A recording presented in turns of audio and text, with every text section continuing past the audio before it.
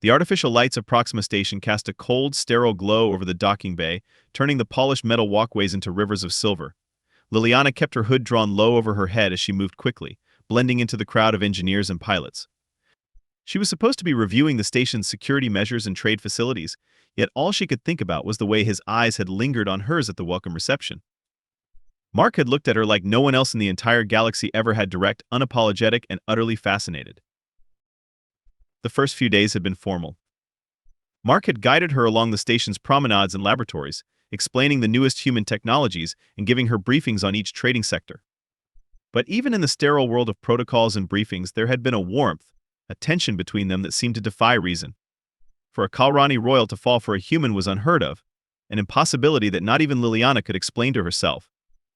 She had known the risks, known that this couldn't last. That night she slipped out of her quarters, heart pounding with each step as she navigated the narrow metal corridors of the station. She arrived at Mark's door, feeling a wild rush of anticipation and doubt. But when he opened the door, the questions faded, replaced by the pull of something far stronger than logic. He looked surprised, then relieved, his blue eyes reflecting the lights of the station. "Princess," he said softly, his voice barely above a whisper.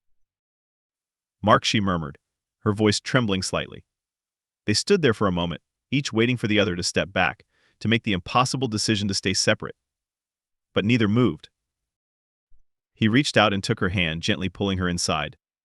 The door slid shut behind her, sealing them off from the rest of the galaxy, from her title and his rank, from every rule and protocol that would condemn them. Once they were alone, her calm facade faded. She felt exposed, vulnerable in a way she never had before. "We're breaking every law on Proxima Station," she whispered, trying to sound casual, though her heart raced. He laughed softly, his eyes never leaving hers. "Then, let's make it worth it." Mark's lips brushed against hers, tentative and warm, and the room seemed to blur around them. She felt his hands gently wrap around her waist, pulling her closer, grounding her as they broke through every barrier that had ever separated them. They moved together with a shared intensity, an understanding that needed no words. Their breaths tangled as he traced his fingers along her jaw, her skin electrified by his touch. The tension between them unraveled, replaced by something fierce and consuming. She could feel his pulse against hers, could hear his heartbeat over the hum of the station, as if they were the only two people in the universe.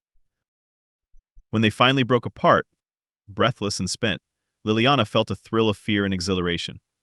This secret would be their own, hidden in the quiet corners of Proxima Station, a memory to carry with her when she returned to the rigid confines of her royal duties.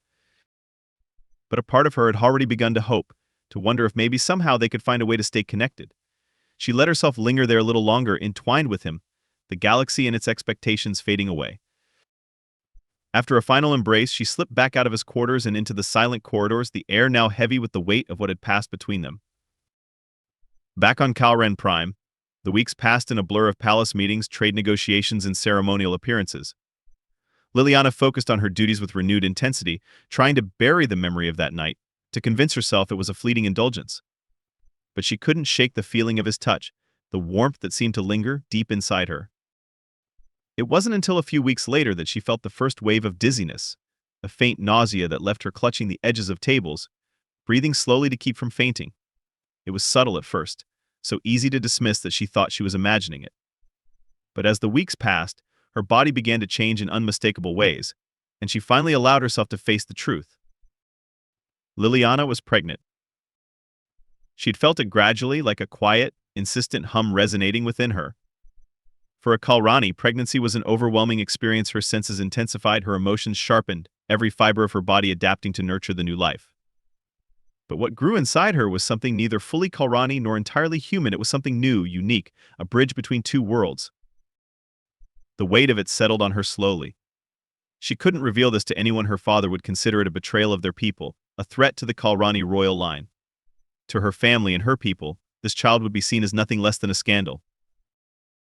But in her heart, Liliana knew she couldn't abandon the life growing inside her. It was as much a part of her as it was of Mark, a promise of a world unbound by the strictures of either race. The realization came with a bittersweet sense of inevitability. Liliana spent her days in quiet isolation, hiding her condition and navigating the palace with caution.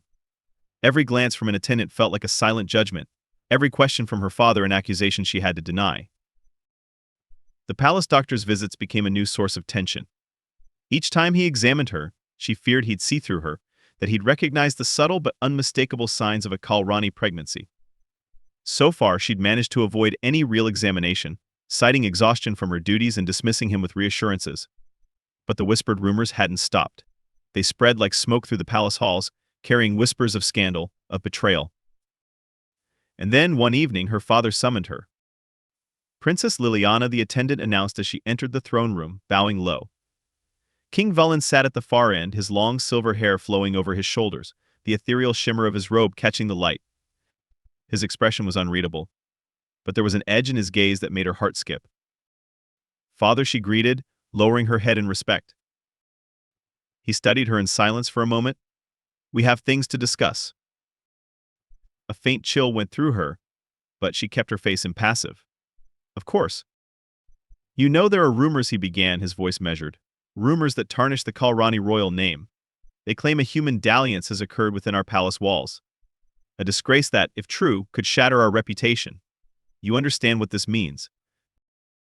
The air grew thick, her father's words echoing in her mind. He wasn't asking her, he was giving her a chance to deny it. But the truth burned inside her, pressing against her ribs, her child's presence an undeniable reminder. "Yes," she answered, her voice barely above a whisper. "I understand." His gaze sharpened, and for a moment she thought he might see right through her. "If these rumors continue, they will weaken our standing. They will give our enemies the very weapon they need to challenge us. I've worked tirelessly to maintain our empire, Liliana, to preserve our legacy.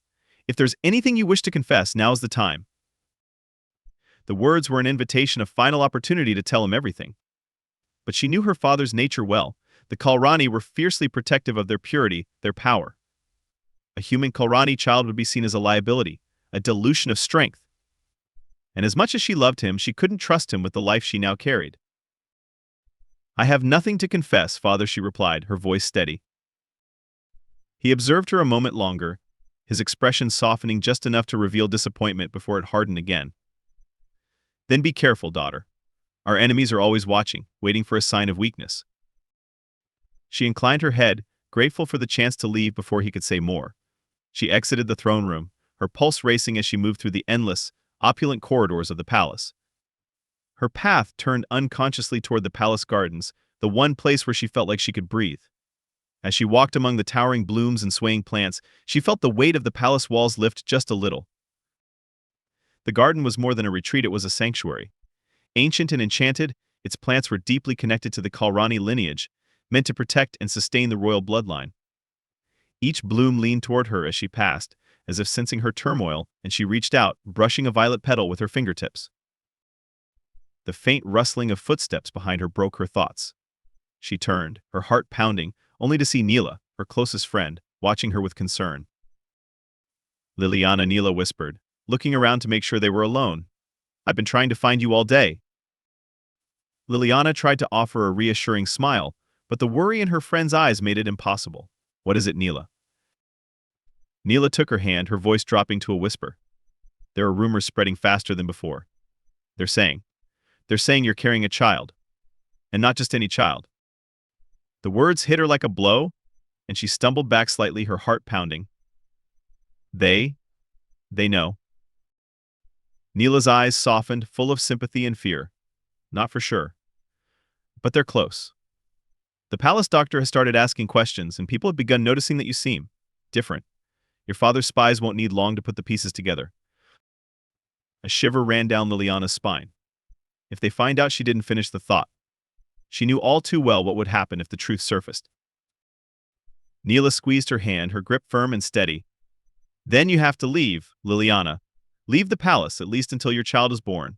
If anyone finds out the truth, there will be no mercy, not from the nobles, and especially not from your father." The idea of running felt both impossible and necessary. She couldn't bear to leave the world she'd known all her life, the responsibilities she'd shouldered. But her child's life was worth any sacrifice, even her place in the empire. "Do you think we can escape unnoticed?" Liliana asked, barely able to voice the thought. "There are still a few guards loyal to me," Neela whispered, glancing around again. "They can help you slip past the palace gates. After that, we'll get you a transport to the outskirts. There's a healer who lives in the mountains, someone who can help you hide until it's safe."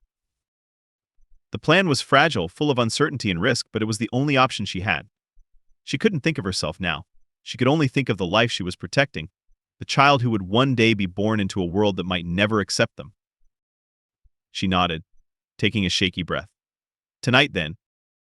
As the stars rose over Colan Prime, Liliana moved through the palace like a shadow, slipping from her chambers and down the side corridors, avoiding the main hallways and patrols. Her steps were silent, but her heart thundered with every turn, every passageway. Neela met her near the gardens, guiding her through the twisting paths that led to a hidden passage beneath the palace walls. "Thank you, Neela," she whispered, as they reached the edge of the palace grounds, her hand lingering on her friend's shoulder. "For everything." Neela's gaze was full of sorrow and pride. "Take care, Liliana, and don't come back until it's safe. Your child deserves a world that will accept them." They embraced, and then Liliana turned, slipping into the shadows toward awaiting transport. The small craft was cloaked, designed to evade palace censors, and as the door slid shut behind her, she took a steadying breath, her hand resting on her abdomen. The journey to the mountainous outskirts was long, but the silence gave her time to steel herself, to ready her heart for whatever lay ahead. By the time the transport settled gently onto the rocky ground, dawn was breaking over the rugged landscape. A lone figure waited nearby, standing beside a small, ancient dwelling carved into the mountainside. Liliana stepped out, her feet sinking into the cool earth, the air carrying a faint scent of herbs and mist. The woman before her was old, her skin a deep, silvery hue that marked her as one of the elder healers of Colan Prime. Her eyes sparkled with wisdom and a kind, knowing warmth. "Princess Liliana," the healer greeted her, bowing slightly. "Welcome. I knew you would come." Liliana's shoulders sagged, the weight of her exhaustion finally catching up to her. I need sanctuary," she said, her voice trembling with the enormity of it all. "I can't let them find us." The healer nodded, gesturing for her to enter. "You are safe here, and so is the life you carry. I will keep your secret." Inside, the small home was filled with the scent of medicinal herbs and wildflowers, the walls adorned with ancient symbols for protection and healing. As Liliana sank onto a soft cot, the healer prepared a concoction of calming herbs, whispering blessings over the vessel as she handed it to her. "You will stay here," the healer said, watching as Liliana drank the mixture. "We'll give your child the start they deserve, away from fear, away from judgment." Liliana felt her body relax, her mind settling into a peaceful haze. She placed her hand over her abdomen, feeling the soft thrum of life, the promise of something pure and undivided by the boundaries of race and power. As she drifted into sleep, she imagined a future where her child would walk free beneath the stars, a child born of two worlds, strong and whole, the start of something new.